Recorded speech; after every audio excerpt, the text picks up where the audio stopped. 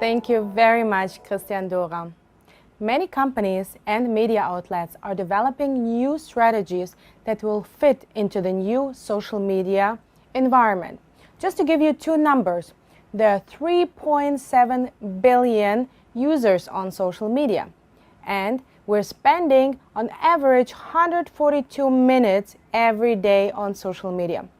And especially for governments, it is not easy to find the right tone for their users that are on their smartphones.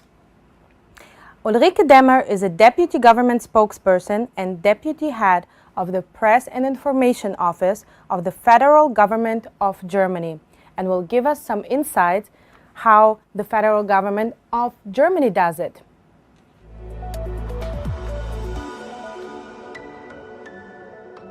Good evening and thank you for the invitation.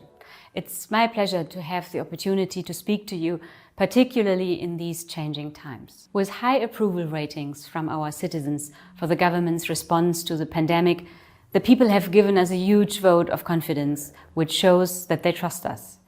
The very essence of our job is to live up to their expectations and thus justify the people's trust. When the COVID-19 pandemic began, we needed to use the channels we had established to do two things. First, to disseminate vital information as quickly as possible. Second, to explain the reasons for government policy. In concrete terms, this meant providing all relevant information, such as facts worth knowing about medical health protection, rules of conduct for containing the virus, information on financial support, or about the Federal Foreign Office repatriation programs in a social media compatible and easily understandable form. The public appreciated the effort. For example, the Chancellor's televised address on March 18th, which got 4.5 million clicks on Facebook alone. At the same time, we made coronavirus the top priority on our website and have redesigned the site with a more service-oriented approach, making it an information portal about the virus. To ensure that information can be found quickly, we've put together information for specific target groups like freelancers, families, entrepreneurs, risk groups, travelers, and so on.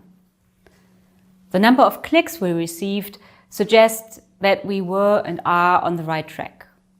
Whereas we used to get approximately 1 million clicks, since March it has increased up to 11 million clicks. Combined with the publication of the Corona Warn app in June, we've even recorded 19 million clicks. Our press work continues, of course. After all, the established media still play a key role in conveying political information. They all increased their viewer and readerships, which underscores the urgent need for factual information from reputable sources. But factual information and reputable sources are somehow under pressure. COVID-19 is also the culprit behind another pandemic, one that the World Health Organization termed an infodemic at the beginning of the year.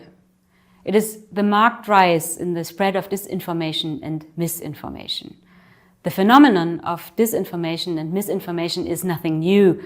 Uncertain times are breeding ground for disinformation, so a certain uptick is nothing out of the ordinary as such. However, it is a phenomenon that gives me cause for concern time and again. Like the COVID-19 virus itself, disinformation has spread at breathtaking speed right into the heart of society, fueled by various forms of social media. We're all aware of the threat fake news poses.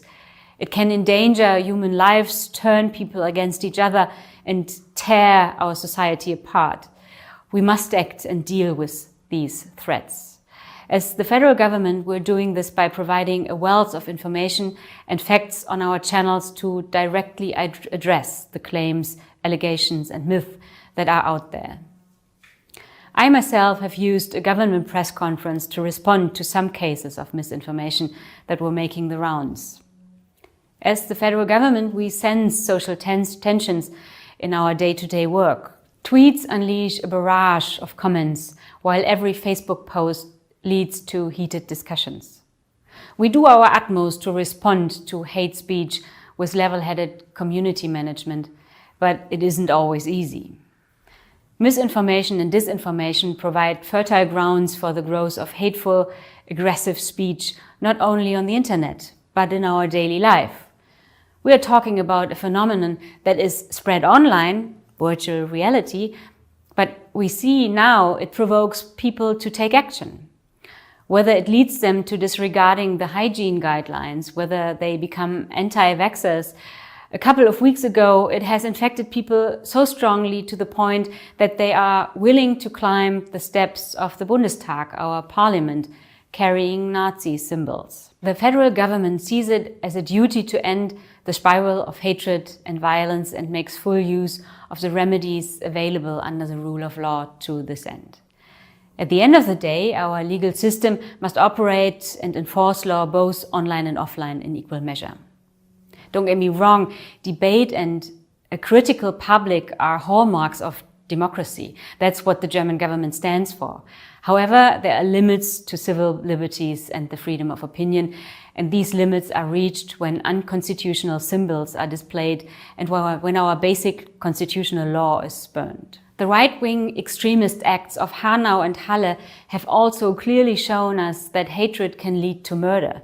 After the incident in Halle, the Chancellor stated that we must fight back the beginnings of hatred, we must nip things in the bud, and we must stop hatred at its beginnings. This means we have to be careful with language because words can become deeds. As a response to right-wing extremist and anti-Semitic acts in Germany and the intensification of hate speech on social platforms, the federal government adopted a package of measures to combat right-wing extremism and hate crime in October 2019. What is more, a cabinet committee on combating right-wing extremism and racism was set up on March 18th, which is drafting further measures in this arena. Nascent right-wing populism must not be allowed to ravage our society. German history offers us a very bitter lesson about what hatred can lead to. There is no place in Germany for extremism, xenophobia, racism, anti-Semitism, and intolerance, nor for any other form of hatred against specific groups, no matter where it comes from. The federal government is doing everything it can to tackle this. Currently, this infodemic affects a smaller fraction of our population, but it is growing, and we have to fight this before it becomes an epidemic. We have to fight it as forcefully as we are fighting the COVID-19 pandemic itself. An informed public is more important than ever during the pandemic. Ignorance can lead to dissatisfaction, loss of trust, and even hatred. That is why I'm going to carry on explaining government policy every day anew, with all the tools at my disposal. At the end of the day, it is always about the bigger picture and the democratic values, the freedom of opinion, independent media, and a peaceful social discourse.